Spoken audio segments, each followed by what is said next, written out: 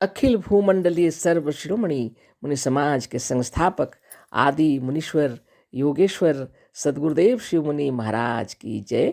उपस्थित मुनि वृंद, साधु सज्जन वृंद, संत वृंद, साधक वृंद, आध्यात्म ज्ञान के जिज्ञासु और प्रेमियों, सभी श्रोता वृंद, आप सबको मेरा कोटिशः नमन, सप्रेम जय जीव। तो आध्यात्मिक चर्चा चल रही है और हम लोग सदगुरुदेव शिव मुनि महाराज रचित ग्रंथ निरोग होने का अद्भुत उपाय के अंतर्गत अध्याय 3 पर विचार कर रहे हैं। कल इसी पर विचार हो रहा था। ब्रह्म ज्ञान चिकित्सा शीर्षक दिए है गुरुदेव, और उसी की चर्चा हो रही थी। आज आगे पढ़ेंगे हम लोग, है ना। तुम्हें हमारे वाक्यों पर अविश्वास है, तब भी नित्य अभ्यास करो। नित्य सवेरे उठकर इस विषय का मनन करो कि हम निरोग हैं। अभ्यास करने से, मनन करने से भावना या विश्वास दृढ़ हो जाता है। सच्ची बात तो यह है कि केवल सूक्ष्म शरीर ही भावनामय नहीं है, स्थूल शरीर भी भावनामय है। जिस तरह सूक्ष्म शरीर मनोमय और कल्पना मात्र है, उसी तरह स्थूल शरीर भी है। सिद्धांत यह है कि सूक्ष्म शरीर ही दृढ़ होकर स्थूल हो जाता है, छोटा ही बड़ा हो जाता है। हमने अपनी रची हुई पुस्तक वेदांत सिद्धांत में यह स्पष्ट किया है कि यह जागृत की सृष्टि भी स्वप्नवत ही है। जैसे स्वप्न की सृष्टि भ्रम और कल्पना मात्र है, उसी तरह जागृत की सृष्टि भी कल्पना मात्र है। जो लोग वेदांत का मनन कर चुके हैं, वे अच्छी तरह जानते हैं कि यह सृष्टि आत्ममय ईश्वरमय है, अर्थात यह स्थूल जागृत या जागृत संसार दूसरा नहीं है, किंतु सब कुछ ब्रह्म ही है।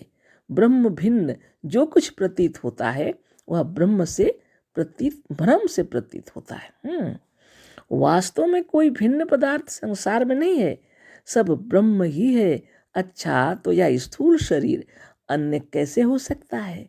क्योंकि यह स्थूल शरीर संसार से बाहर नहीं है। यदि सारा संसार वही निरामय, निर्विकार और निरंजन ब्रह्म है, तो शरीर दूसरा कैसे हो सकता है? अब विचारने की बात है, यदि शरीर निरामय, निरोग, निर्विकार और ब्रह्ममय है, तो इसमें रोग कहाँ से आया? हम रोगी और अपवित्र अपनी भावना से बने हैं, नहीं तो यह शरीर परम पवित्र, परम निरोग और परमात्मा है। क्या परमात्मा में भी विकार है? कभी नहीं। फिर शरीर में रोग कहाँ से आया? शरीर रोगी होने की संभावना तब थी यदि वह परमात्मा ना होता, परंतु जो परमात्मा है, ईश्वर है, वह ब्रह्म है, वह कदापि रोगी नहीं हो सकता।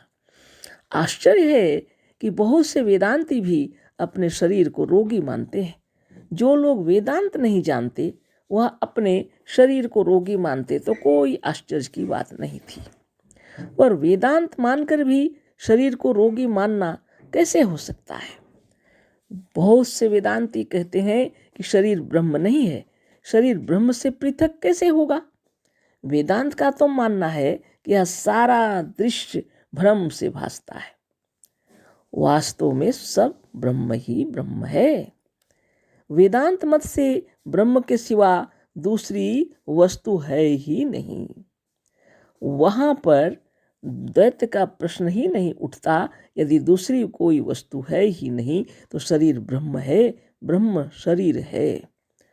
और यदि यह शरीर ब्रह्म से पृथक नहीं, तो इसमें रोग कहाँ से आया? तुम परम शुद्ध, परम पवित्र स्वभाव से ही निरोग हो। बस आज से तुम अपने को रोगी मानना छोड़ दो। सत्य को ग्रहण करो, असत्य का त्याग करो।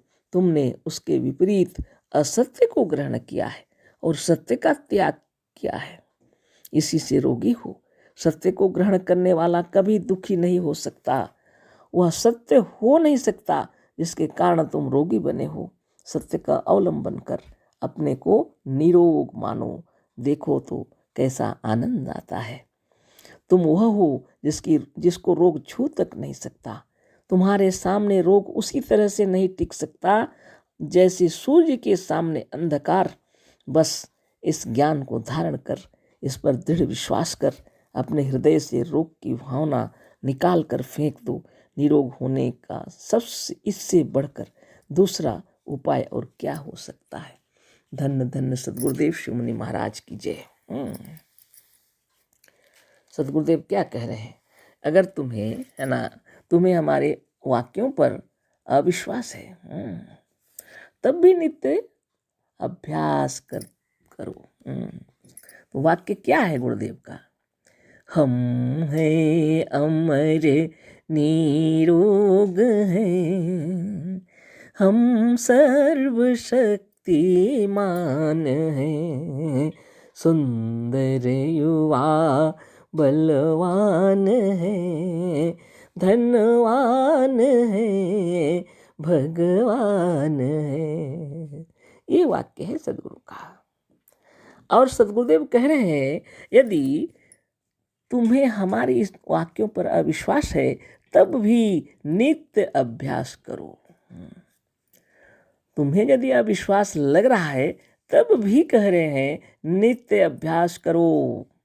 तो मेरा कहना है, ये भावना जो सदगुरुदेव बतलाए हैं इसको नित्य अभ्यास करना है।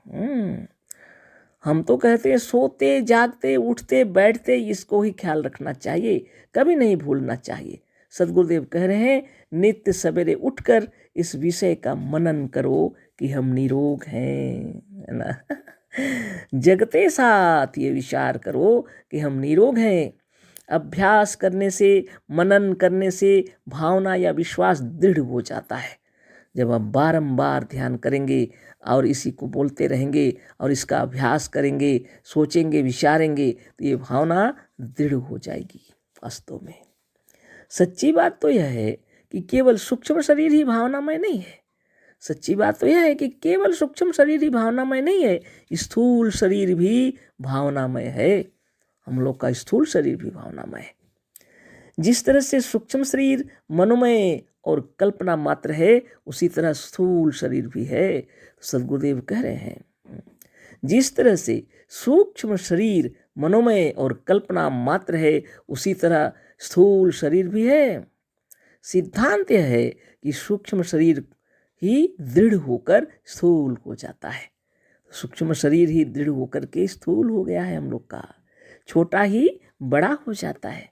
हमने अपनी रची हुई पुस्तक वेदांत सिद्धांत में यह स्पष्ट किया है कि यह जागृत की सृष्टि भी स्वप्नवत ही है। जैसे स्वप्न की सृष्टि भ्रम और कल्पना मात्र है, उसी तरह जागृत की सृष्टि भी कल्पना मात्र है। जो लोग वेदांत का मनन कर चुके हैं वह अच्छी तरह जानते हैं कि यह सृष्टि आत्ममय ईश्वरमय है, अर्थात यह स्थूल जगत जागृत या जागृत संसार दूसरा नहीं है, किंतु सब कुछ ब्रह्म ही है। ब्रह्म बिन जो कुछ प्रतीत होता है वह भ्रम से प्रतीत होता है।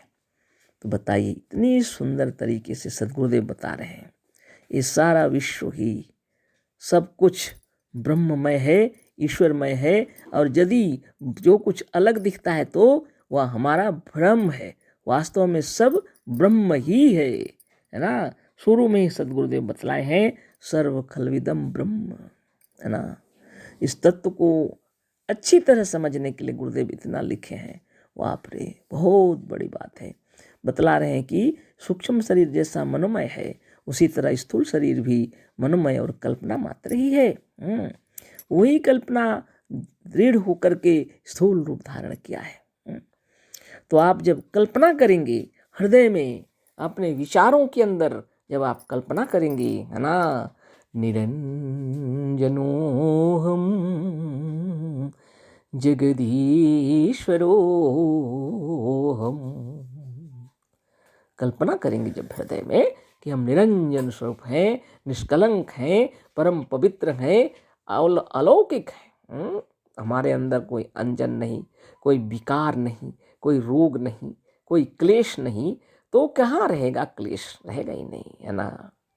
और जगदीश्वर है, जगत के मालिक हैं, ईश्वर हैं हम, है ना। अगर ये कल्पना रोज रोज करेंगे, गुरु की वाणी है ये, सदगुरु की वाणी है ये, है ना। इसको अगर आप ध्यान करते रहेंगे तो आपको सचमुच मालूम हो जाएगा कि वास्तव में आप परम पवित्र हैं, निष्कलंक हैं। सद्गुरुदेव शिव मुनि महाराज की जय, जिन्होंने हम सबको परम पवित्र बतला दिया, निरंजन स्वरूप बतला दिया। अपने को पापी, दोषी, कलंकित कभी नहीं मानना चाहिए, यह बहुत बड़ा पाप है, सद्गुरुदेव का कहना है ना। और जैसे जैसे आप भावना करेंगे, आप विचार कर लीजिए कि आपकी भावनाओं का इतना प्रभाव पड़ेगा कि आपके बातचीत करने का तरीका बदल जाएगा, व्यवहार बदल जाएंगे जगत में। ये बहुत बड़ी बात है ना। आपको पता भी नहीं चलेगा और आप सचमुच में इतने मने तरीके से जीवन जिएंगे, आप बाद में सोचेंगे अरे इतना परिवर्तन हो गया। ऐसी बात है ना। तो भावना में बहुत शक्ति है, विचारों में बहुत बल है, और जो सचमुच में आप हैं, जिसको आप भूल चुके हैं, उसको बारंबार याद कीजिए। आप कोई रोगी नहीं है, सद्गुरुदेव बता रहे हैं। आप कोई पापी नहीं है, सद्गुरुदेव का कहना है। आप तो अजर अमर अविनाशी हैं। आप जो हैं, यह स्थूल शरीर भी सूक्ष्म शरीर की तरह ही कल्पना मात्र है, भावनामय है, बिल्कुल वही दृढ़ रूप धारण कर लिया है ना। तो कल फिर चर्चा होगी। अशेष धन्यवाद, कोटि से नमन। सद्गुरुदेव शिव मुनि महाराज की जय। सप्रेम जय जीव।